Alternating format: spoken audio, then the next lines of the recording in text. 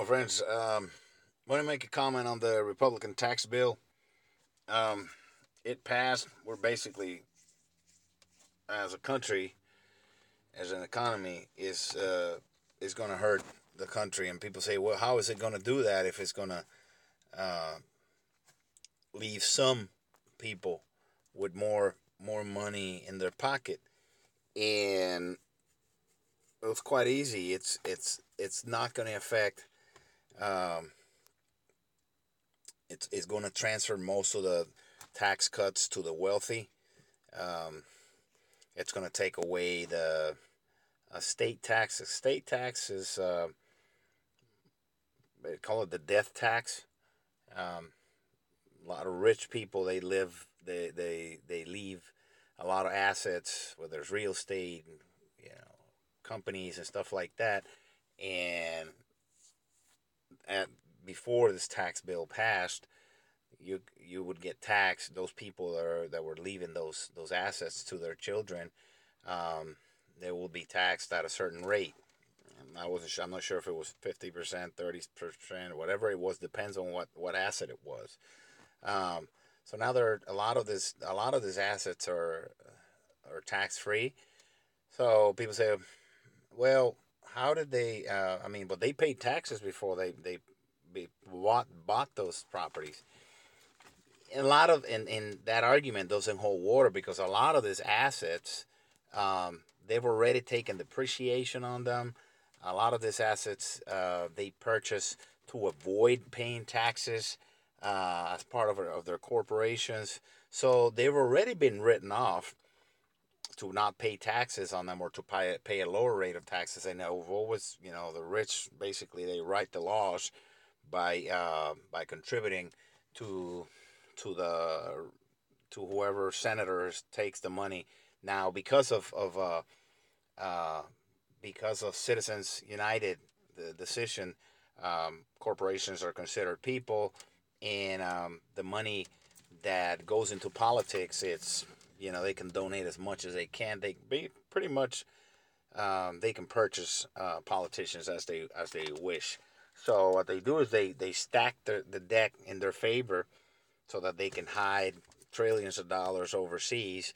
And then on top of that, uh, when they buy these assets to avoid paying taxes, and in some cases, like in the case of GE, General Electric, they get a refund check. A few years ago, they just got one for $1.3 billion from your tax dollars. A company that's doing business in the United States doesn't pay any taxes, and on top of that, gets $1.3 billion check from the taxpayers, and now they get to keep.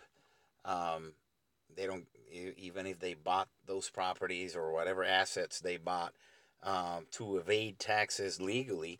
Um, they also don't pay taxes when the person dies. They don't pay taxes on those assets. So that's another spit on the face. Now, mind you, the money that all these people here's the Republican uh, mentality. They're still holding on to the tired old lie. Um, if if this rich people when this rich people uh, get make more money, let's just give them a tax break so they can make more money, and eventually that more money that they make, it's gonna make it down to the workers and higher salaries and more jobs and more hiring. But they don't tell you the truth about that. It's failed miserably. Ronald Reagan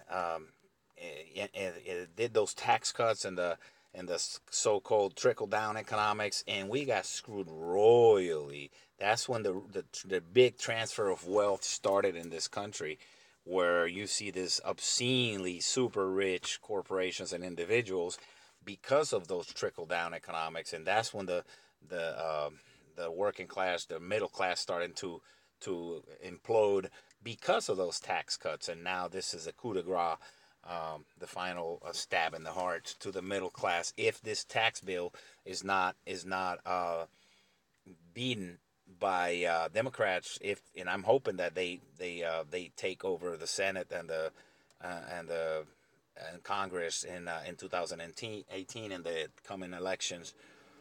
for Congress and Senate. So because what happens with this money that these people are keeping up at the top, what they're going to do with it is reinvest it. So how does that play? Not only do they get to reinvest it, let's say you were making, now instead of paying 35% or 39%, whatever bracket was that your corporation was in, now you're at 21%, and you don't have to pay estate taxes on, or whatever. So if you're a rich person, so basically what they do, the corporations, and this is completely legal, they can do buybacks. So if they have $1 billion in profits now, um, they don't want to pay, taxes. They can take the $1 billion and they buy back their own stock to keep the stock price up, and that money that they invested in the buyback, meaning buying their own stock, to keep the prices artificially inflated, that money does not get taxed. Zero. Zero. They don't invest in new equipment. They're not investing in hiring new people, training, uh, manufacturing. None of that. They're not investing in anything but just buying stock with their own profit, and keeping their stock artificially up, and they pay their buddies and their shareholders their dividends. So that doesn't create any money. So it would be, I didn't I would have to check again what the capital tax gain rate is going to be, but I bet you anything is going to be next to shit. Um, and and the problem with that is, if these people are ending up paying very little money. All the revenue they make, all the profits they make from the stock. So if they buy a stock at 20 and they sell it at 80 or 100, they made $80 on one stock. Let's just do it at one stock. Okay, so out of those $80, they they say, I don't know what the new rate on capital gain. That's a capital gain. The $80 is a capital gain. Let's say I think they're going to get taxed at a 10%.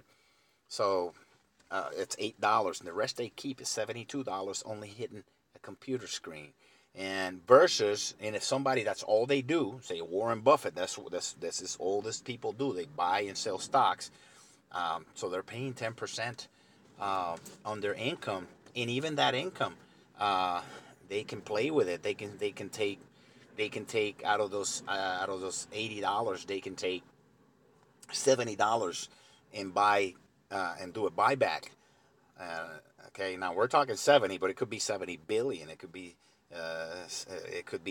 700 million. You don't know. So we're just doing for purposes of size. Um, so if they take the $70 and they do a buyback of their own stock to artificially keep their stock up, okay. So they're now, instead of saying that their net profit was $70, now their net profit is $10, even though all they did was buying their own stock. Okay, so out of those $10, they pay you and me, the taxpayer. They take the government. They pay $10. Okay, so I mean it's ridiculous. I mean, how much was it? So if they buy if they take $70 and do the buyback, so now they got $10 net profit, and out of that $10 net profit, they get taxed 10%. That's $1 that goes back. You see, so it's fucked up how they rig it. They rig their own system. In the meantime, the people who work for a living, the rest of us, go out there, whatever we do, we pay, you know, out the ass. And not only that, they get to deduct they deduct everything they want for the corporation. However, if a teacher goes out and buys supplies for their children, they don't get to deduct that. Okay, they used to have a deduction for that. Now they don't. In states where they have state taxes, they're fucked. New York is screwed. The people in New York are screwed because now they can't deduct the state tax from their income tax from their federal. Yeah, I mean it's absolute theft So they can take from those people in New York. They're punishing the blue states and taking that money and giving it to the rich people in the form of lower taxes, in the form of lower corporate taxes, you name it, benefits. Not only that, now the mandate is off. The Obamacare mandate is off, so you're not obligated to buy health insurance. You don't have to. You're not going to get penalized with that. So personally, I think nobody should get penalized. I think it should be universal health care in the United States because it's a big country. People say, oh, it's too big. Actually, it's the other way around. If you know anything about insurance, the bigger the risk pool, the lower the price to provide a service to it. It's a basic insurance concept. But it's not the right way to do it. They shouldn't have, oh, now we have mandate. Now, for instance, my insurance doubled this year. So now my health insurance is going double. A lot of people, they're saying about 12, 13 million people, I think that's being conservative, are going to lose health care because they've cut all the assistance that goes, and they're actually reducing the risk pool. So it's going to go up. So people won't be able to afford it.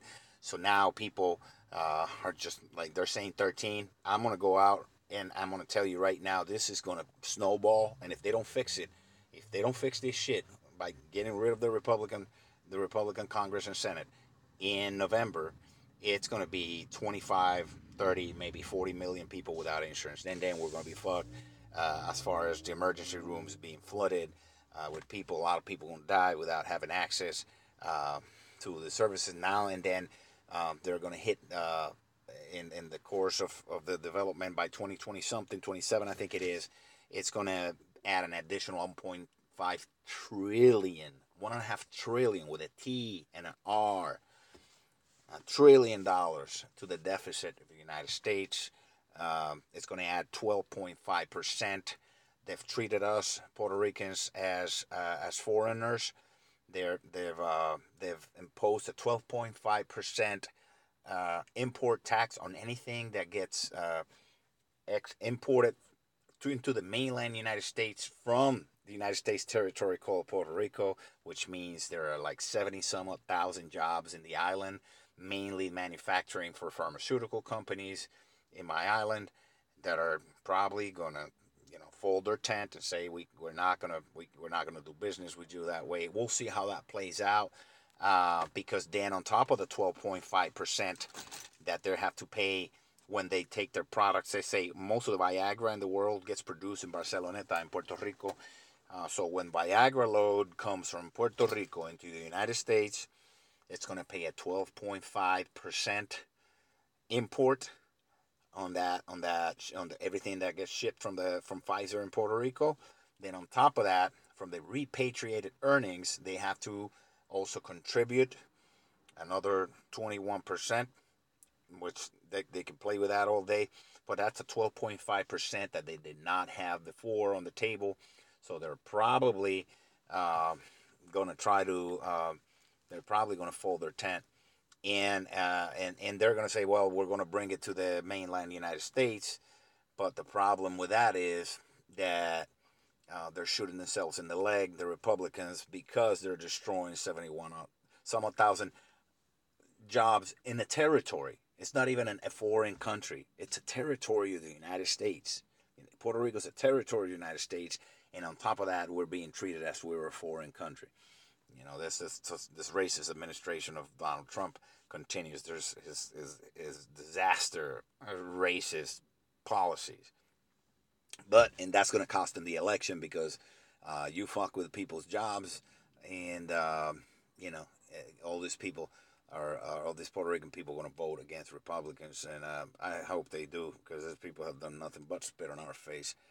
So that's in a nutshell what these people are doing, and I really hope that come November 2018, people understand what's really going on with these people, and they get them the hell out of Congress and Senate and the White House when it comes in 2020.